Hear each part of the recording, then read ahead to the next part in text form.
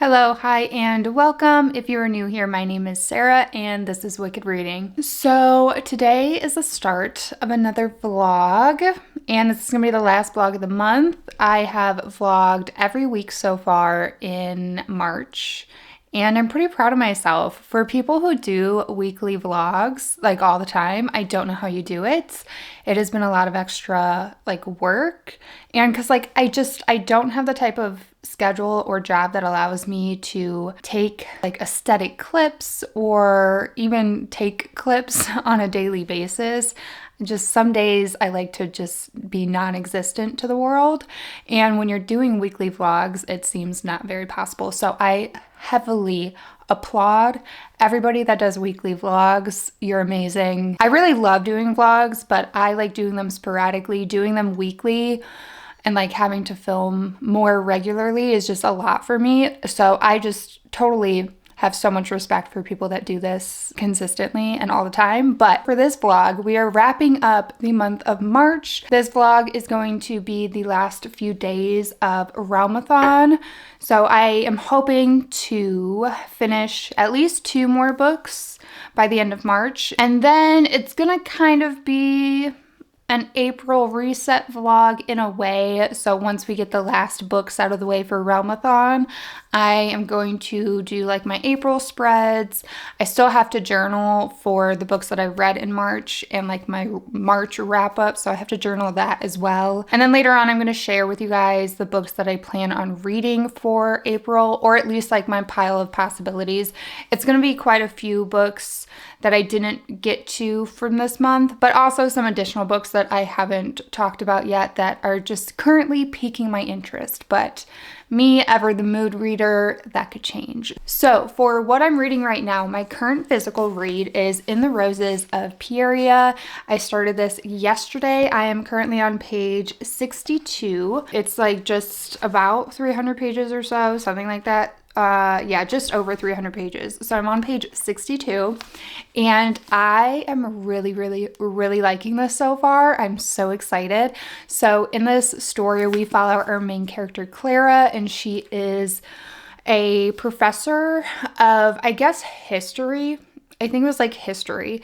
And we're talking 300 BCE, history. And she has a special interest in this place. Let me read it, and I might say it incorrectly. She has a special interest in this place called Nectopolis, and the founder of that city. She has a special interest in that, and that's kind of where her research was based for her dissertation. Anyway, she's a professor, but then she gets this unexpected job opportunity, and she's reached out to by the estate of Agatha Montague. And Agatha Montague has a special private collection of a bunch of historical stuff that she wants to hire somebody to come restore partially and digitize and photograph and translate some of this historical stuff that she has.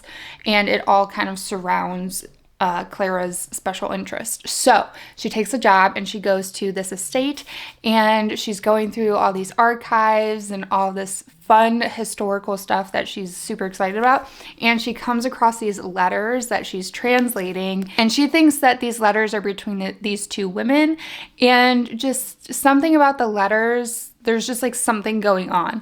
And yeah, this lady's private collection has just a bunch of super crazy historical findings, but she can't tell anybody. It's a secret. She has an NDA and all of that. So it's kind of trudging up a little bit of a mystery, but it's extremely dark academia based. But I'm really liking it. I like the historical stuff. I don't know if it's historically accurate. I don't think that the place of interest is a real historical place, but there have been references to actual historical stuff. I don't know how accurate those have been, but there's been mention of Alexander the Great and some other stuff that I know truly existed, but it's definitely not fully accurate, and some of the stuff is made up. But I really like the writing so far. I think the writing is really nice. I really like the character. I like the secondary character so far. There's this other character, what's her name? I forget her name. I like her, I promise, but I just like forget her name. I've only been reading them for 60 pages, all right? Give me a break. Fia.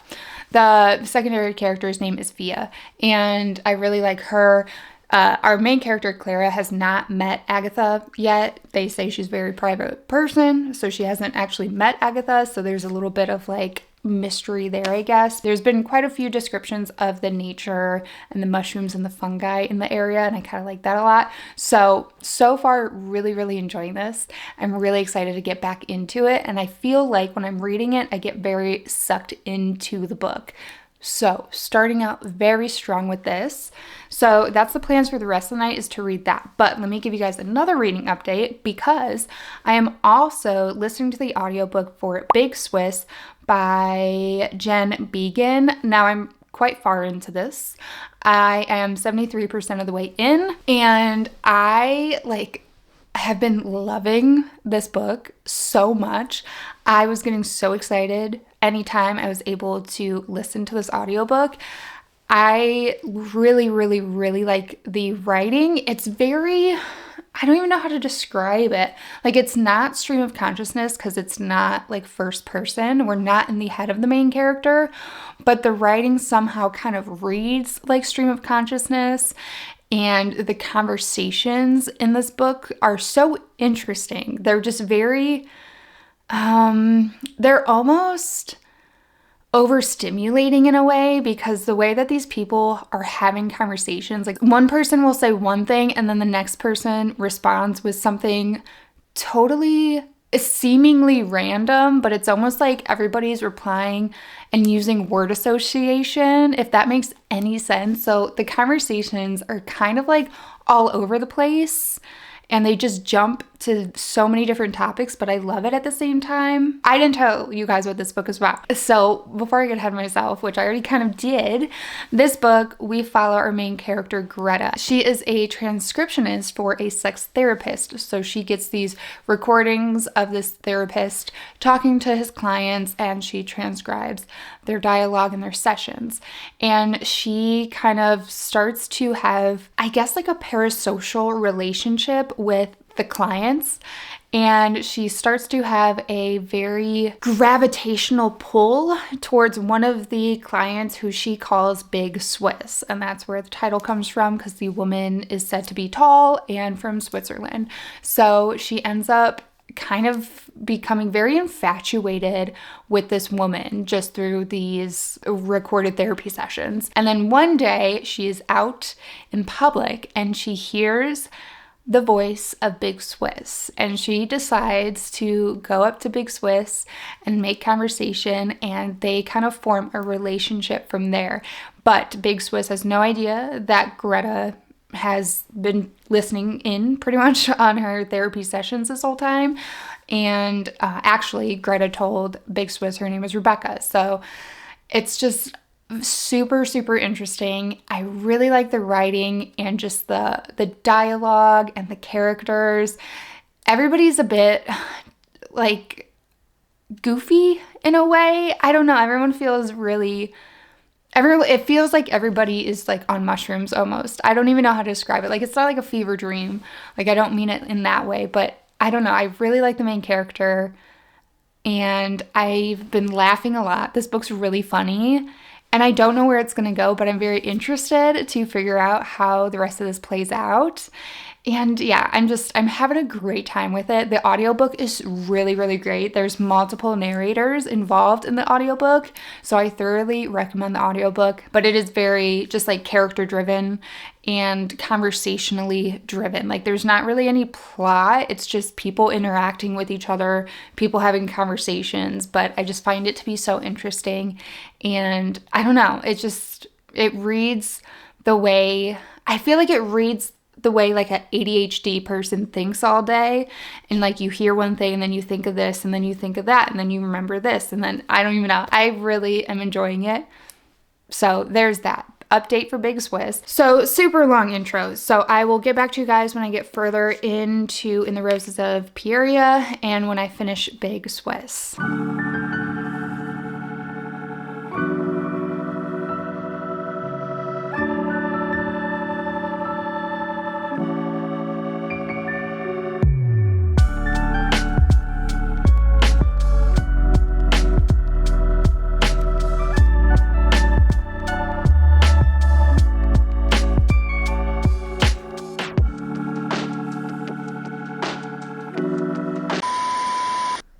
Winnie, what are you looking?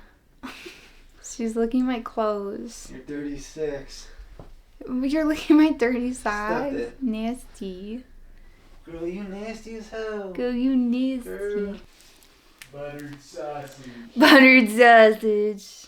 Buttered sausage. What's the deal with it?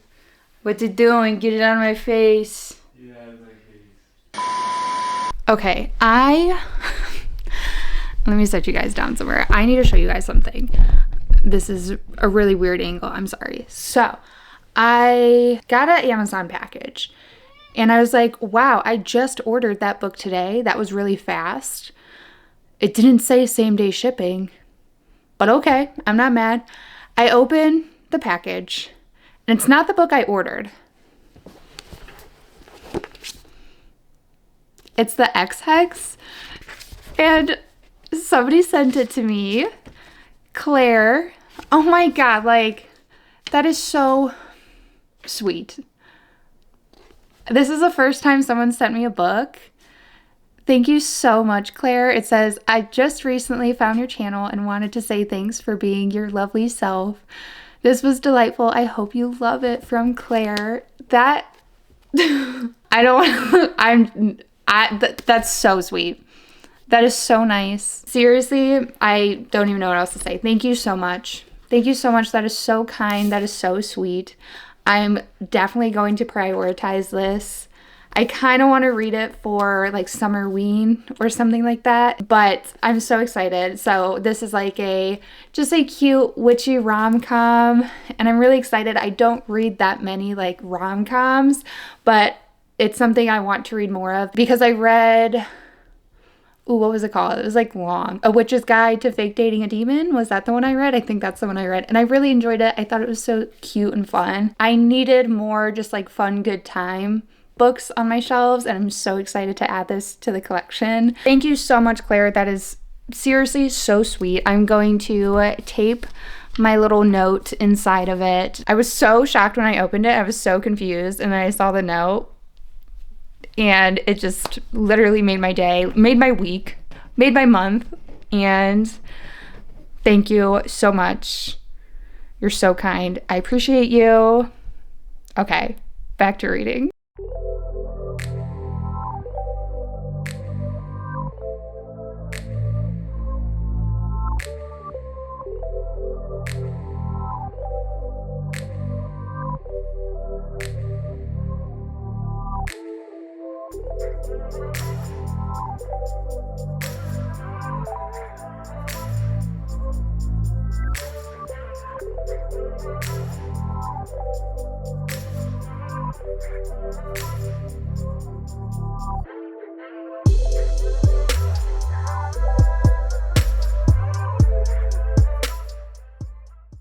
I have a few updates and acknowledgements. My hair is long right now. I just really felt like having long hair, and I kind of like impulsively maybe bought a bunch of clip-in extensions, and I dyed them, and I decided I wanted to wear them today. So my hair won't always be long. They're just clip-ins for fun when I feel like having long hair. I felt like having long hair today, so they're in today. Anyways, oh, and look at my new mug. I freaking love it. I just got it in the mail yesterday. It's from The Witch, if you haven't seen that, and I love the shape of the mug. It's like, I don't know if you can tell, but it has all these indents, and it's just like so cozy to hold, and I love it. Anyways, reading updates. I finished Big Swiss, and I really, really overall liked it. I feel like I don't have much more to say about it. It's just very different. It's definitely not going to be for everybody. It's almost like voyeuristic feeling, and it's just a lot of conversations, and just the dialogue, I don't know, it was funny, but then also kind of insightful and kind of deep at times, kind of pretentious sometimes. Like the people are in this very pretentious, hipster feeling town. So people have that aura to them, but I feel like it's in a very self-aware type of way. So it was more funny than it was annoying. But I can see people not liking it and not thinking it's funny, but I thought it was funny and I enjoyed it. I liked the main character, Greta. She was very unhinged at times, but very just always letting her intrusive thoughts out,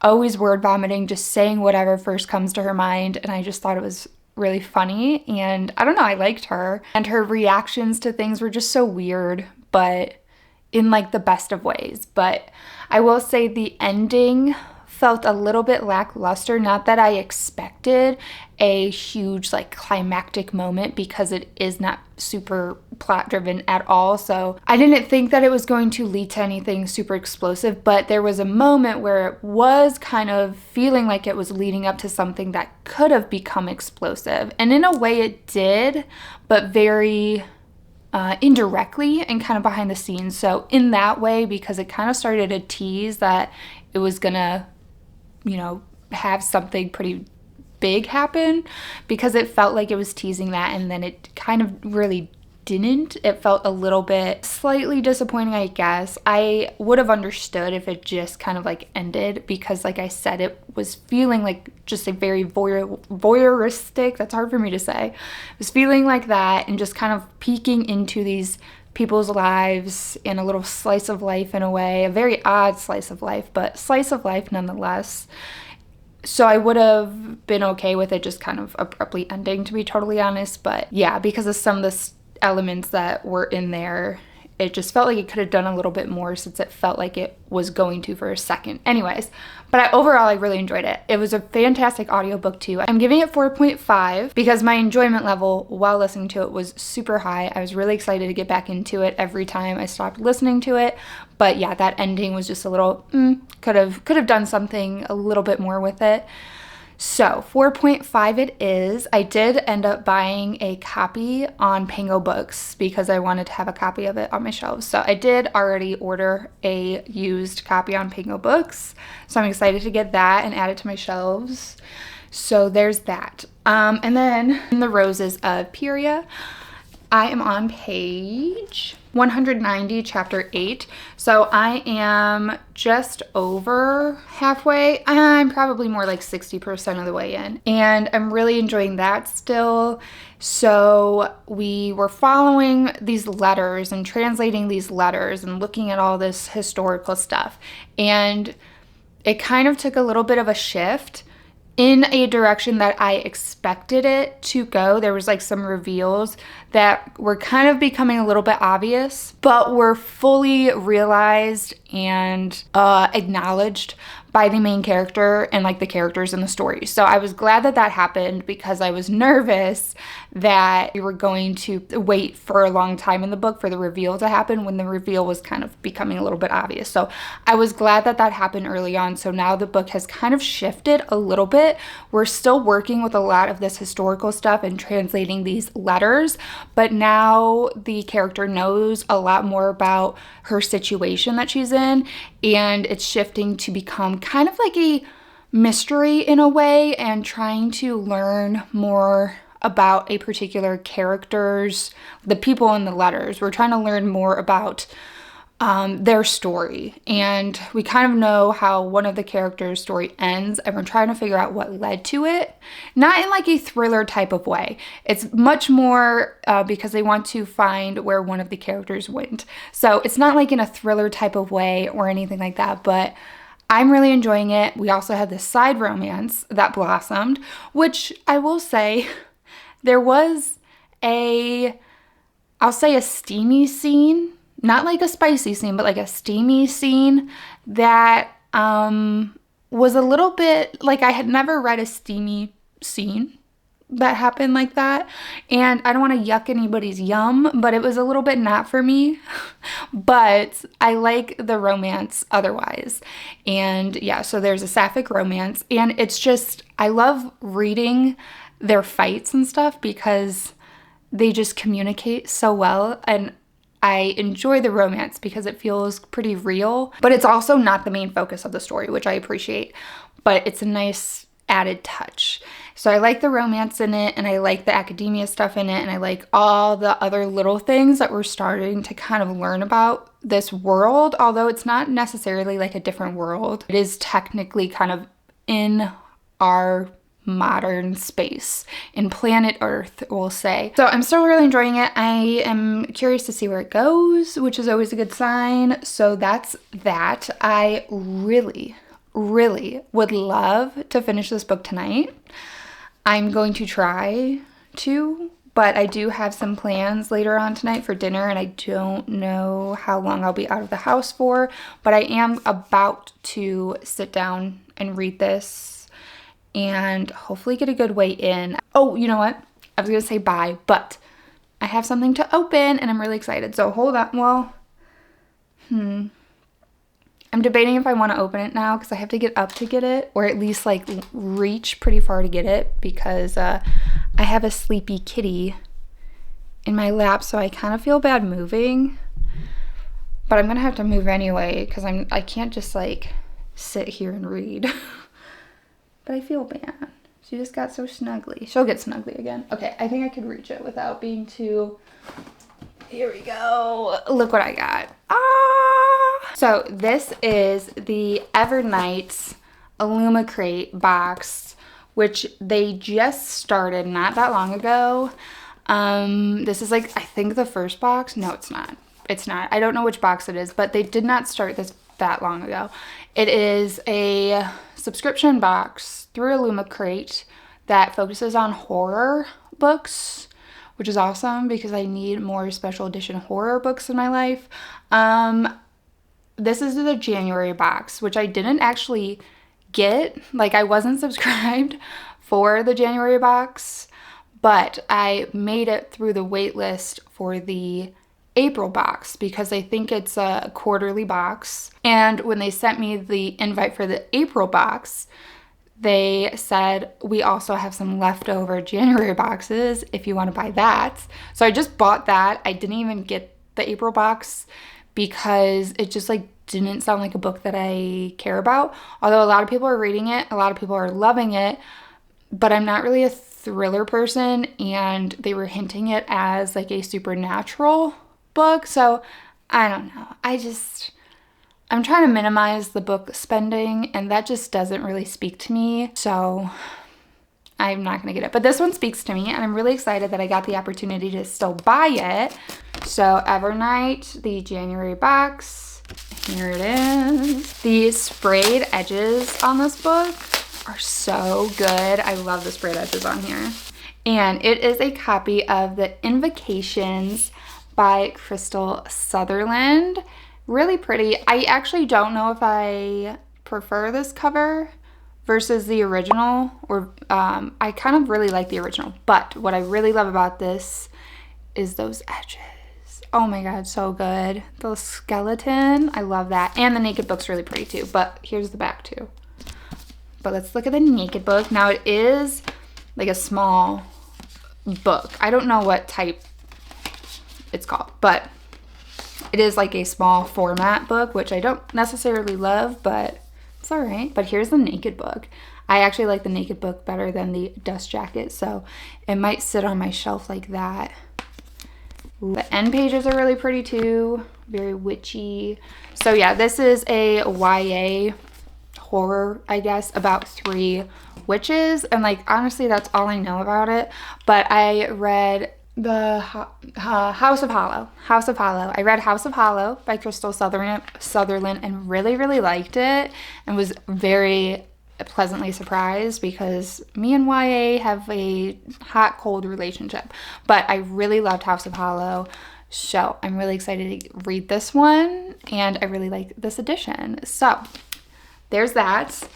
Some book mail, and now that's it, and I'm going to start reading, and the next time I talk to you guys I will have my final thoughts for In the Roses of Pieria. Right now it's feeling like a 4-star, so I'm excited to see what happens with the rest of it. I just want it to do a little bit more, but there's that. So talk to you then. It is actually the next day. I did not end up finishing the book last night, but I did end up finishing it this morning. So I've officially read In the Roses of Pieria by Anna Burke, and I ended up really enjoying this. The writing was just really good. The writing was really pretty, and specifically a lot of the letters were very poetic. for the vast majority of the stories. And I found this to be really, really unique. It had a lot of aspects and elements that had like a very different twist on it that I hadn't read previously. So I had a really fun time with this. It does leave off not like on a cliffhanger, but with more to be figured out and learned. So there is plans for a sequel. I do think it's only a duology according to the acknowledgments.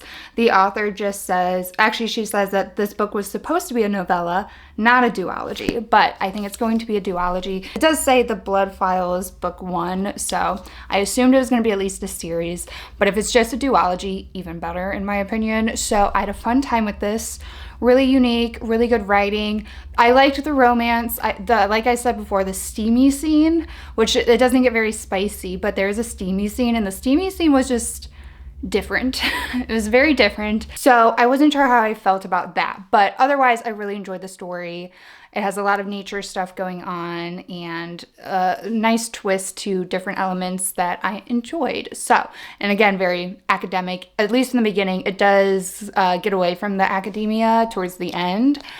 So there's that. I do have to log it still for realmathon. So this is my official last book for March and last book for realmathon. So I'm gonna go pick out my April TBR and then we're gonna come back here and talk about the books.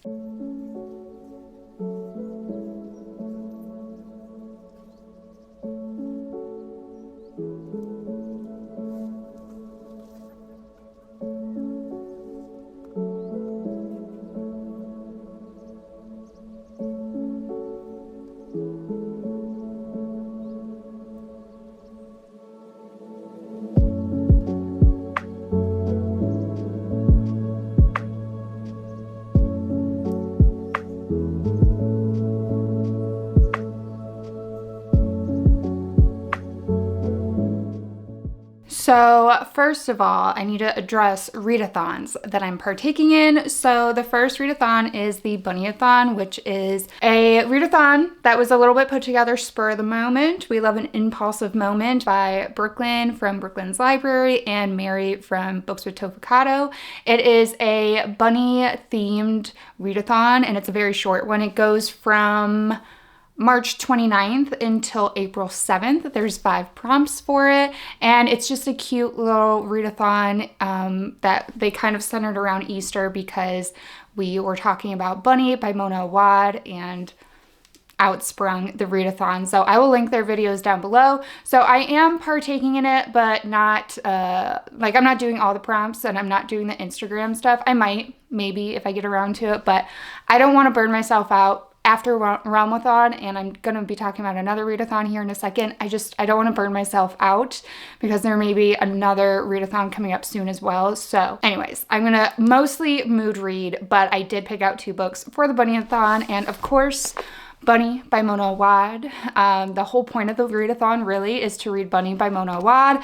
I have read this. I freaking loved it so much. It's a fever dream. It's literary with some horror in there, and I absolutely ate it up the first time I read it, and I'm really excited to reread it and fully annotate it. This was originally read in 2022 by me. It was my #1 favorite read from 2022. I do have some tabs in it, but this was very early on. You could barely see them. Very early on in my annotating days. I was still nervous to write in a book, so this will be fully annotated at this point, and I'm super excited to reread this. I hope it hits the same. I don't reread very often, and it's something I wanted to do this year, so this was a great push for that. And then for another prompt of the 5, I will be reading Cursed Bunny by Bora Chung. This is a short story collection. The cover is absolutely amazing. I love this cover, and reading short story collections was another goal of mine for this year, so it really helps me out and gives me the push that I need. One of the prompts was to read an additional book that had a bunny on it, and that's probably all I'm going to do for the bunny-a-thon, but I'm in the Discord and it's fun to talk about it anyways. And then also for the month of April, the whole month is Old School April Readathon, which is a readathon put on by Kelsey from Slime and Slashers. It is a like nostalgia based readathon, so it's super fun. She made so many incredible prompts, and it's just a really fun time. I'm on the Discord for that too. Because of the amount of prompts there are, it's very, very forgiving and nice to mood readers such as myself. So I did not pick out any books to go along with any particular prompt for Old School April. It's one that I am partaking in, but I'm just like not making my TBR based on it, because I think any book I read will get me some sort of points for some sort of prompts.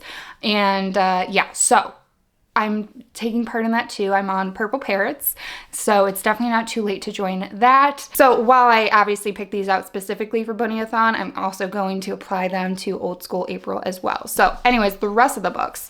Then I picked out Boy Parts by Eliza Clark. I am in a literary fiction, weird girl literary fiction moment right now after Big Swiss.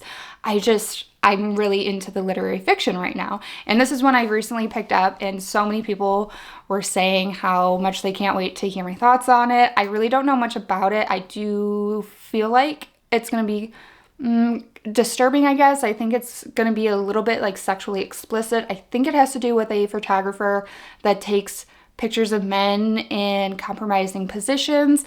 I don't know to what end. I think we have an unhinged female lead in here. I don't know if it leans into horror. I don't really know, but I'm excited to find out. So that is on the list. And to go along with the weird girl lit, I also picked up Earthlings by Sayaka Murata. This is one that I've talked about a couple times that I've yet to get to. Both of these two, actually, this one and Boy Parts, are rollovers from my March TBR, like my March stack, really, because I knew I wasn't going to get to all the books that I picked out for March. So these are technically rollovers for March. But this, I don't know anything about it other than it is weird. I've heard people say it's just like insane. It's a fever dream. I know nothing else. Just based on like the title, I think it might have like aliens involved or something like that. I didn't even read the summary on the back. I'm just gonna go right into it and wish me luck. Another one I have on the list is Empire of the Dam by Jay Kristoff. I will actually be listening to this via the audiobook. I did go ahead and renew my Audible subscription just so I can listen to this audiobook. I did have it from the library. It's a very long audiobook though. It's like 32 hours or something like that. So I ran out of time, and Audible was doing something where it was like $1 a month for 3 months. So I was like, why not? So I signed up for that, got my dollar credit, got the audiobook for this. So this will definitely be listened to. I don't know if I'll have time for another audiobook, depending on how long it takes me to listen through this one. If I do, I don't know what it's going to be. It's going to depend on what comes in on my Libby app for the next audiobook. So there's probably going to be a couple extra books outside of this list that I read. And then I really kind of want to jump into a new fantasy romance series. So for that, I picked up The Serpent and the Wings of Night by Carissa Broadbent. All I know about this is it's a vampire fantasy romance, and that's all I got. That's all I need. I recently finished the War of Lost Hearts trilogy by Carissa Broadbent, and I truly ended up loving that by the end. I don't think that this one is going to be as strong for me personally. I think this one leads more into the romance than War of Lost Hearts. Don't quote me. Obviously, I don't really know. I haven't read it yet, but just based on what I've heard people say, I think this leans a little bit more into the romance. So I don't think I'm going to like it as much, but I hope I still really enjoy it and have a good time. So those are all the ones that I own physically, but there's more. So another book I will read is Bloom by Delilah Dawson. This is a sapphic literary fic that I think leans horror. I don't really know. All I know is that two women meet at a farmer's market, and that's all I got. This is available to me at my library. They just texted me that the hold is available. This is my second time getting it from the library, so I'm going to read it, and it just gives spring vibes with the flowers. They meet at a farmer's market. It's spring season. I feel like it just totally fits. I'm a seasonal reader. I like to have books that lean into the season I'm experiencing. So I thought that this would be perfect. So I will read that. And then I do have to pick out a book from Kindle, because if you don't know, because I say this every month, but if you don't know, one of my goals for 2024 is to read at least one KU book per month. So I have to read something on KU. I don't really know what. I think I will read Girls Night Out by Wendy Dalrymple. This is a novella, so it's super short, so it will make me feel really good that I can easily check off that goal for the month. But this, I think, is a vampire book. I don't really know, honestly.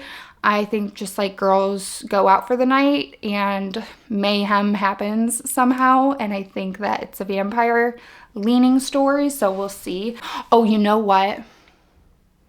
I forgot. I want to read an arc too.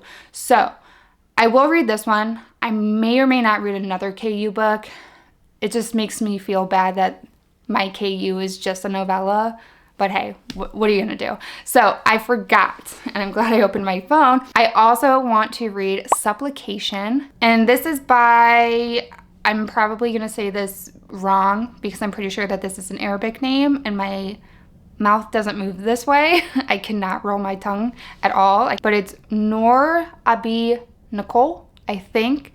I'm so sorry if I'm saying that wrong, but it's up here. But I'm going to be reading this, and I really kind of don't know what it's about, but I've heard it be described as hallucinatory horror, and that sounds so good to me. This is shorter. I think it's around 215 pages, so it won't be too bad. I actually feel like other than the fantasies, my other books are pretty short, so hopefully I can get through all of these. So that is what I'm planning to read in April. Other books may come up, you know me, mood reader, but I did kind of try to curate this appropriately. I did try to pick books that were, you know, helping me out with some goals, so it gave me way more of a push to get through them. And yeah, so these are the books that I will hopefully be reading in April. So now that I have my April TBR picked out, I need to journal, so let's get to journaling.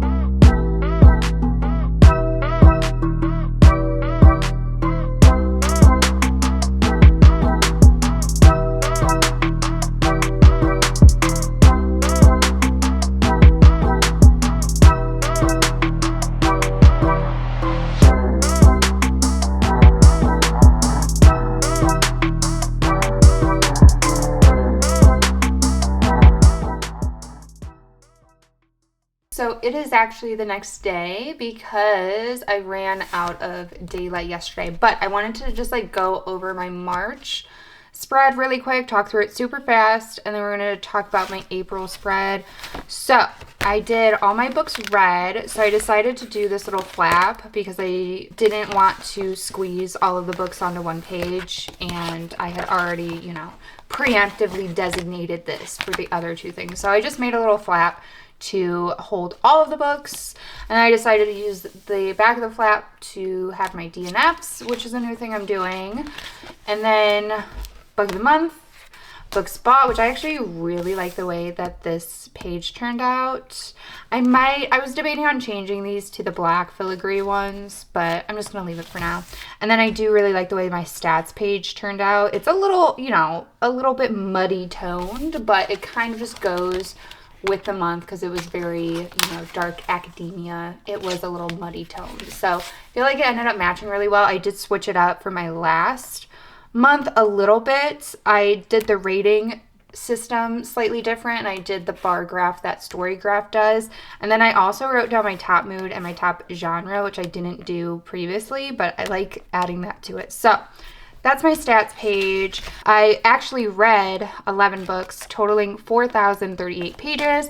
My average rating was 3.91. It was a really good reading month overall. My lowest rating was a 3-star. So that was fantastic. It was actually a very good reading month. So now we're going to get into April. So I already sketched out the calendar. We're going to decorate the calendar, and then we're going to do my TBR, my books read, and we're going to somehow, some way incorporate old school April graphics into it too. So as far as the theme goes, I'm kind of working with the whole nostalgia thing, with the whole old school April, and I have accumulated some stuff that I feel like hopefully will go good together. So right off the bat, I found this really cute font on Canva, and it's like burn book. So that is going to be heavy inspiration for this month, is burn book, which is like early 2000s. And then I also have some graphics and stickers and fonts that give very much 80s arcade game. So we're just gonna mix some generations together, you know, we're gonna have some fun. We're not gonna try to stick too much to one. So I bought a bunch of stickers from Five Below, which do not sleep on Five Below. They have some great stuff.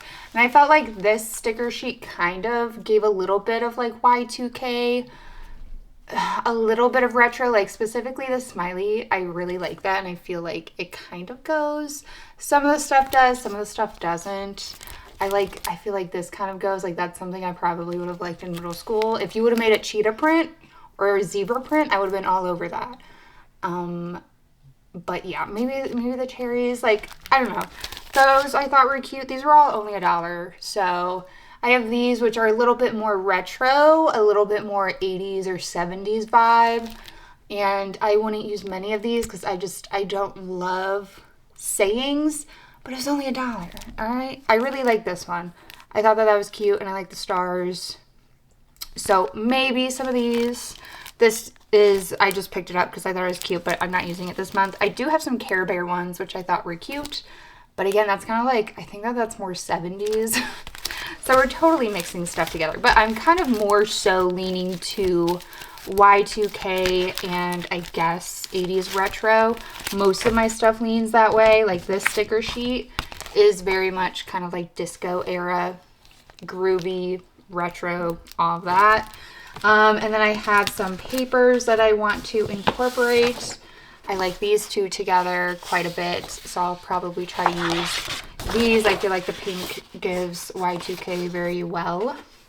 And I have some more stickers, which you can't see, but I have a bunch of sticker rolls up here. And I feel like this one kind of goes Y2K the best. Again, these stickers are from Five Below. So I really like a lot of these. Like this is giving like Powder Puff Girls, which is my era. So I'm probably gonna use this roll quite a bit. But I have some more that are a little bit more, like this whole disco cowgirl thing. I actually have quite a bit of stuff that goes with that. It's not really my favorite aesthetic, but it is so cute, but I don't feel like it matches me per se. But I have quite a bit to go along with that. I like that one. Disco. So this disco cowgirl thing is like really taking off right now. And speaking of, I bought this pack of washi tape from Five Below, which very much is Disco Cowgirl. I bought two. So here's the one that I opened already. I bought it mostly because I wanted this one, because this will go with a lot of stuff. But these are cute too. I mean, it has like the Disco Cowgirl stuff, which again, I don't know that I personally will use, but it was only like $2. So it was still worth it even if I only used the plaid one. This one's pretty cute, but yeah. So I at least have this one. Oh, and then I bought this washi tape from Hobby Lobby, which I thought would hopefully go with some stuff. And I like these ones better, so I'll probably use these a little bit more, but even like the plaid kind of goes good with all of that. So there you go. There's the washi tape. So yeah, I'm just gonna get started, and I probably won't say anything after this. I'm probably just gonna have the rest of my clips play, and that'll probably be the end of this video. So if you made it to this point in the video, I love you. Thank you. Leave me, what kind of emoji should we leave? Just leave any type of nostalgic feeling emoji, whatever that means to you. I don't know if there's like a disco ball or an arcade game, anything that feels nostalgic to you. Leave me that emoji. I'd love to see it. And as always, I appreciate you. And since I won't see you after this, I hope I see you in the next video. So let's get to journaling. Cute. It looks so awesome. And I'm just like so excited. Thank you so much, Amy. I